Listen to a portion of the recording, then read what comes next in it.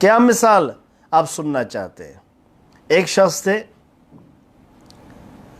رمضان میں روزہ کو توڑ دیا، صحابی تھے، حضور کے پاس آئے، حضور نے فرمایا کہ آپ 2 ماہ لگاتار روزہ رکھیں۔ اس نے کہا کہ حضور میں یہ نہیں کر سکتا،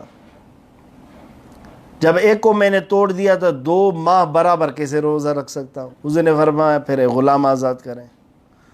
عرض کیا یا رسول اللہ غلام بھی میرے پاس نہیں۔ حضور نے فرمایا پھر آپ خیرات کریں، جرمانہ دیں، 60 لوگوں کو آپ کھانا کھلائیں۔ حضور میں خود غریب ہوں، کہاں سے کھلاؤں؟ حضور نے فرمایا پھر بیٹھ جاؤ۔ بیٹھ گئے۔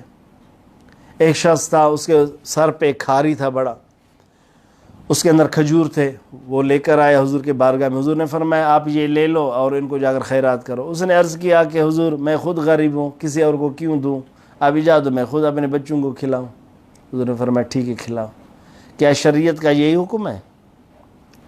کیا ابھی آج مفتی صاحب آپ یہ فتویٰ دے سکتے ہیں؟ نہیں دے سکتے نا۔ اس کا مطلب ہے کہ حضور کو اختیار ہے نا، حضور مالک ہے نا، ہر چیز حضور کے پاس ہے نا۔